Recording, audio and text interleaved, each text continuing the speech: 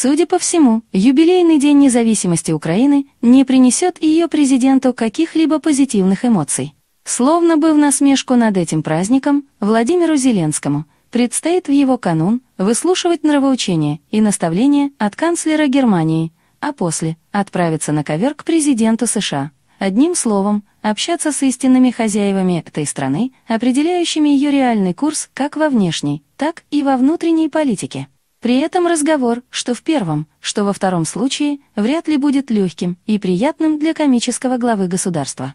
Скорее уж ему предстоит пережить довольно серьезную головомойку, особенно в Вашингтоне. Какое значение все это имеет для нас? Как минимум то, что результаты встречи Зеленского с его западными кураторами определят действия Киева на все ближайшее время.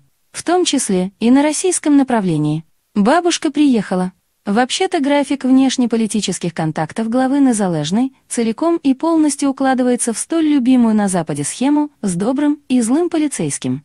Роль первого, понятное дело, отведена фрау Меркель, которая должна самолично пожаловать в Киев 22 августа.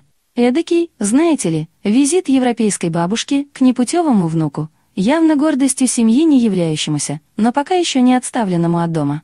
Кстати говоря, дата прилета фрау-канцлера в украинскую столицу в аккурат накануне открытия учредительной конференции Крымской платформы породила у некоторых тамошних мечтателей и энтузиастов совсем уж завиральные теории, вроде того, что Ангела Меркель намерена принять личное участие в этом крайне сомнительном мероприятии.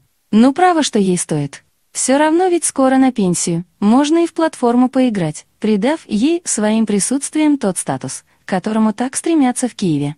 Грешно разочаровывать наивных, однако же придется это сделать. Все до единого политические эксперты сходятся на том, что, будучи уже фактически экс-главой Германии, Меркель ни в коем случае не ознаменует финал собственной политической карьеры демаршем, который совершенно неминуемо испортит отношения Москвы и Берлина, причем испортит крепко.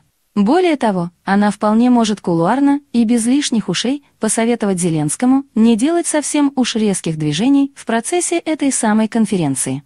Совершенно однозначно, что фрау берет на себя не слишком, наверняка, приятную для нее обязанность попытаться втолковать упертому молодому выскочке, что на самом деле для Украины все могло бы быть хуже, и наверняка будет хуже, если он и его окружение не возьмутся за ум в самом спешном порядке. Касается это в первую очередь, конечно же, Северного потока-2 и сделки, заключенной по его поводу между США и Германией.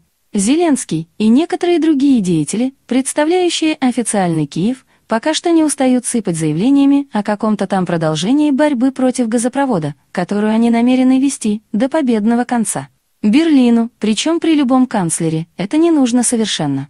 Устаканить данный вопрос с Вашингтоном и так стоило той же Меркель неимоверных трудов, поэтому всякое путающееся под ногами и пищащее о предательстве ее интересов мелюзга немцев раздражает.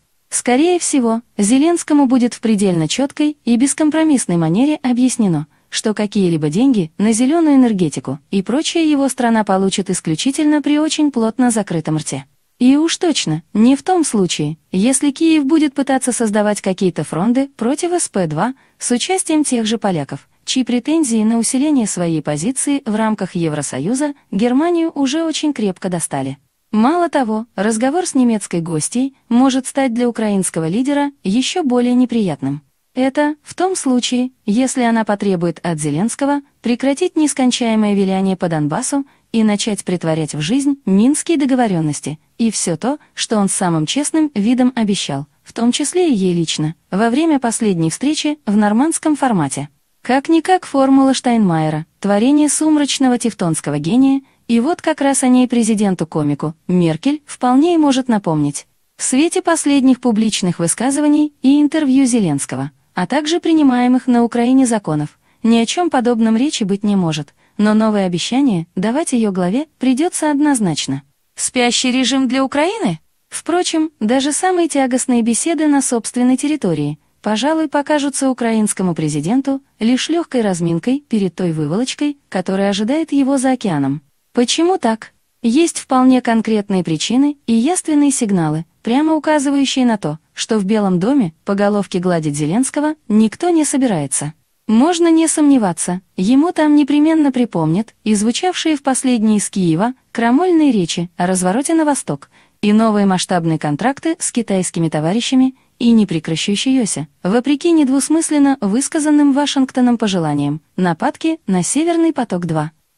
Главное, слишком уж прозрачные намеки на то, что в данном конкретном случае Белый дом кого-то там сдал или даже кинул. До украинской стороны упорно не доходит очевидная для Запада мысль о том, что никакого предательства в данном случае не было и быть не могло, поскольку белые господа перед туземцами обязательств иметь не могут по определению. В случае, если комический президент попытается качать права в овальном кабинете, то ему очень быстро объяснят этот момент. И коль Зеленский, которого в последнее время начало заносить все явственнее, посмеет сделать даже намек на что-то подобное пред высочайшей персоной, то рискует оказаться на лужайке перед Белым домом с характерными отпечатками пониже спины.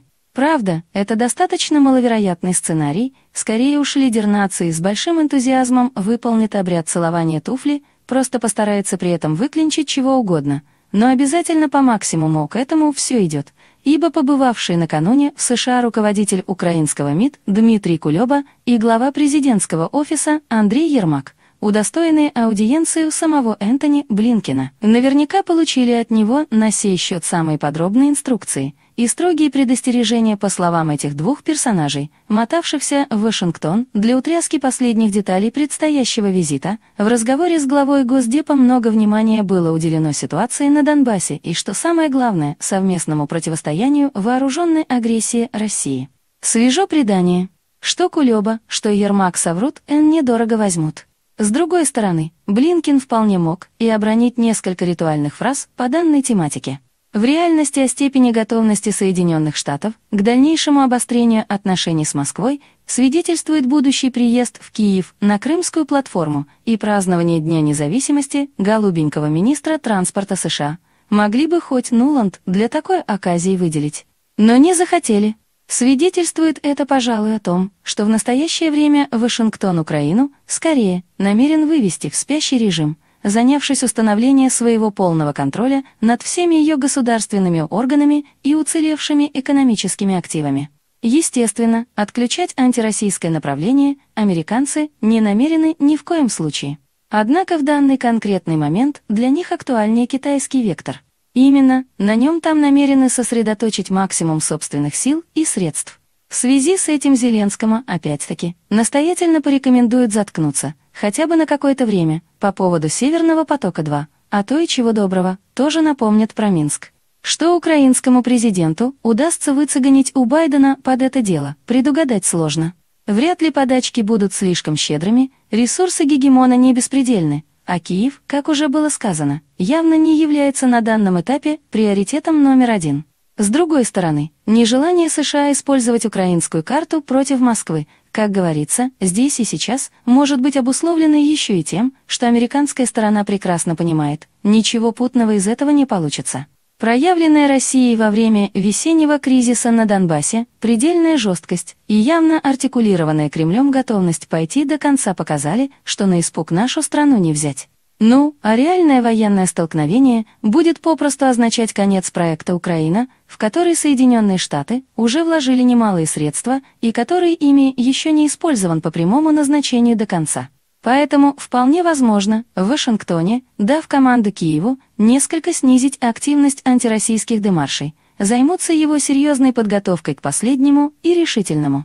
Следовательно, о реальных планах Вашингтона надо судить не по официальным заявлениям, которые будут сделаны в процессе визита Зеленского.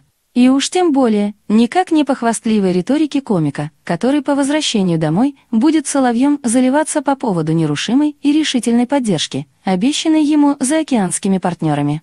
Реальные выводы можно будет делать, отслеживая военную активность США на Украине, динамику поставок туда с американской стороны вооружений и военной техники, если таковые будут, и тому подобные вещи. Если забота Вашингтона о защите украинского суверенитета выльется во что-то большее, чем грозные слова и списанные патрульные катера, это должно стать очень серьезным и тревожным сигналом для нашей страны, свидетельством того, что от Киева можно и нужно будет ожидать новых провокаций, только гораздо лучше обеспеченных материально и технически.